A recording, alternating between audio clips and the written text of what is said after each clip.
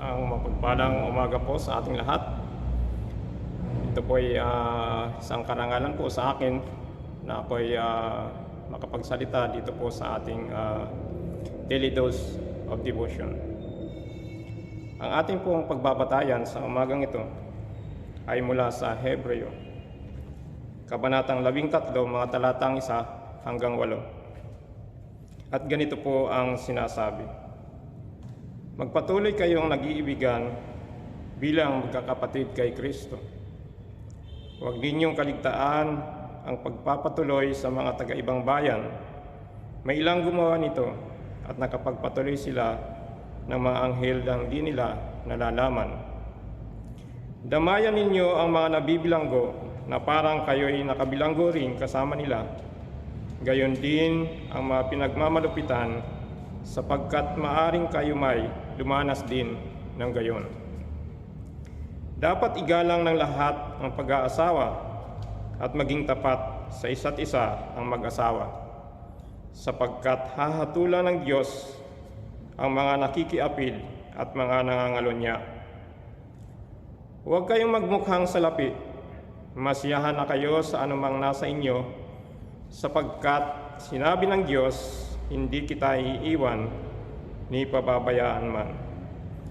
Walang pag-aagam-agam na masasabi natin, ang Panginoon ang tumutulong sa akin. Hindi ako matatakot. Ano ang magagawa sa akin ng tao?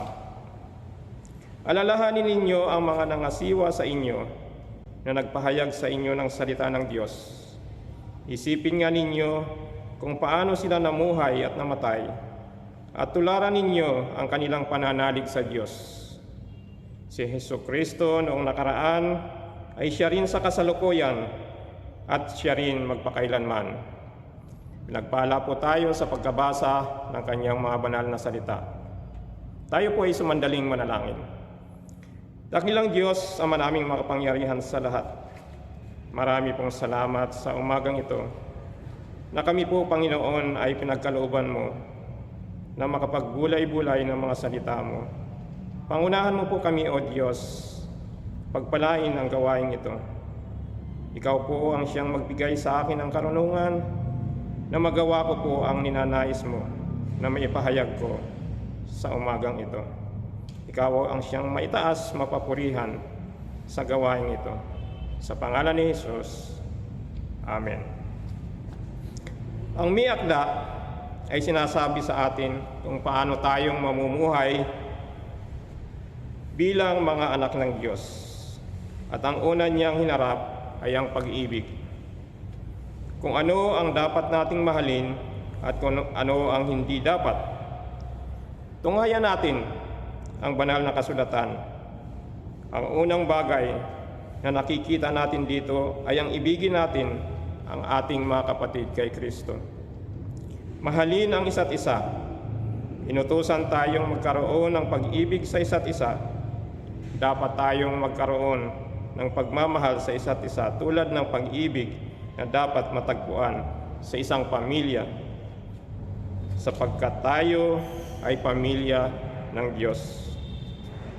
Hayaang magpatuloy ng pag-ibig sa mga kapatid.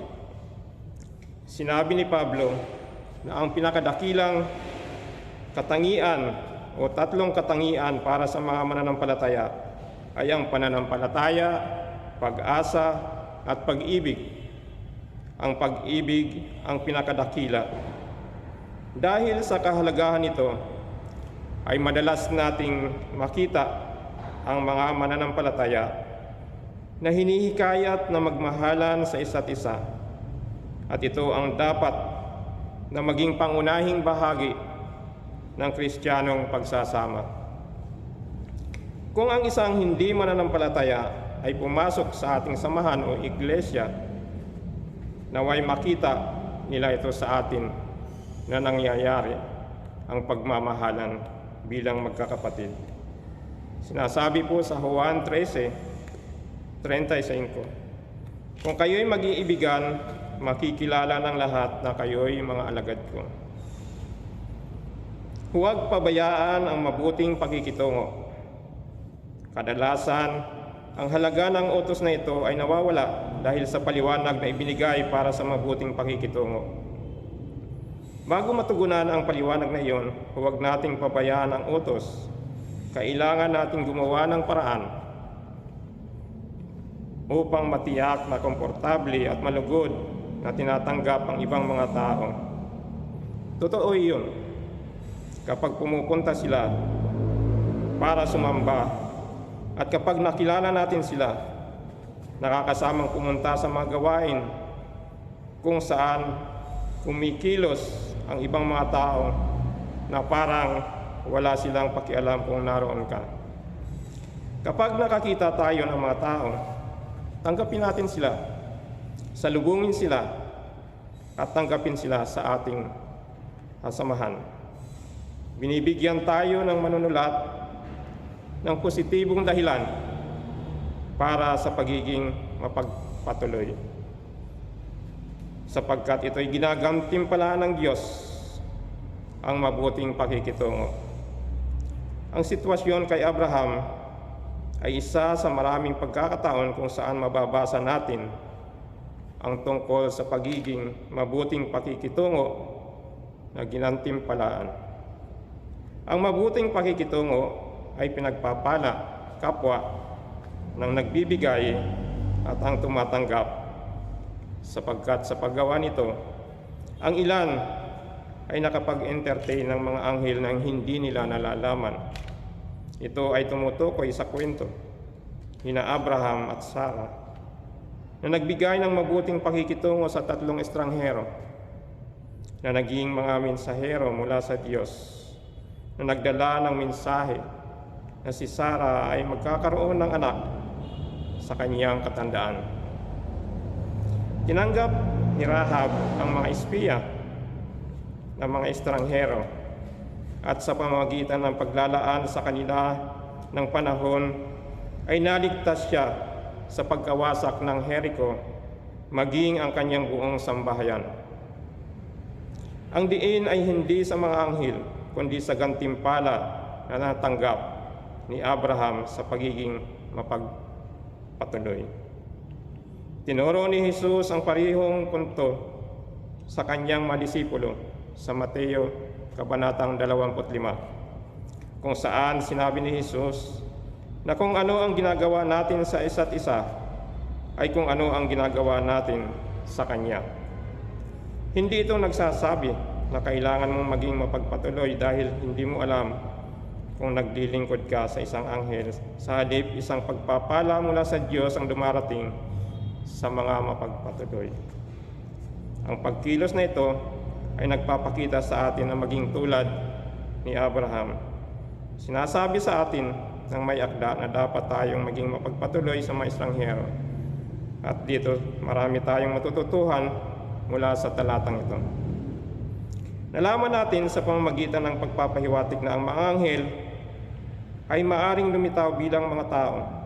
Nangangahulugan ito na maaari tayong nakatagpo o makatagpo ng mga anghel ng harapan anumang oras at walang ideya na tayo po ay nakaharap sa isang anghel.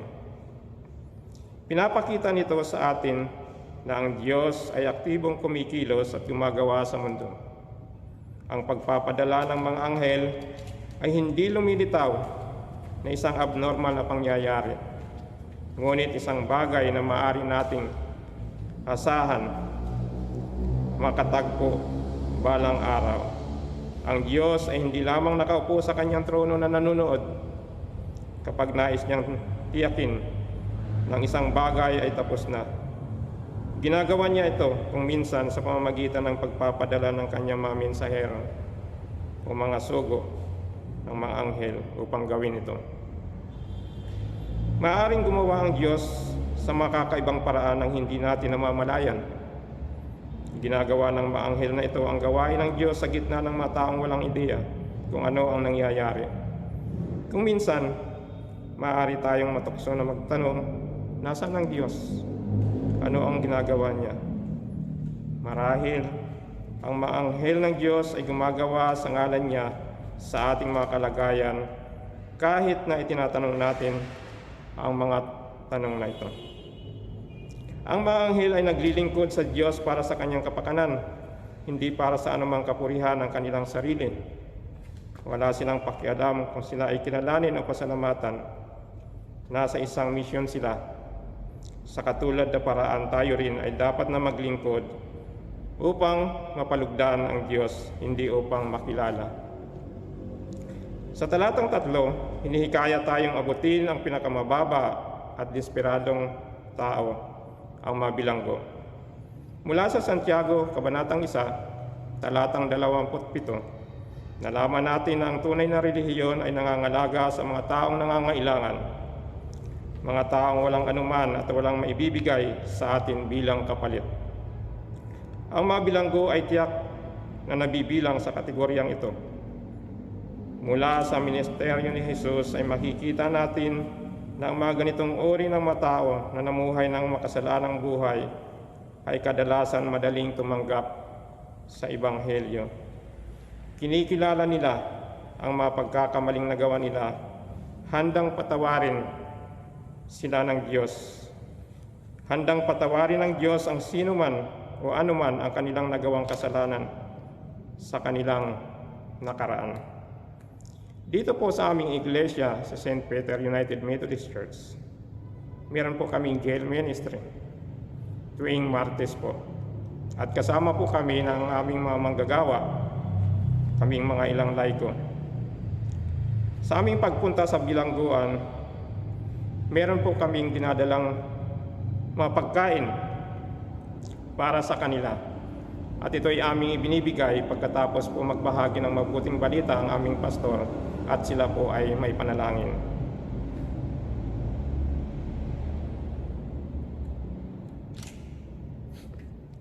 Ang outstretch na ito ay nagkaroon po ng malalim na impact o epekto sa aming mga gumagawa nito.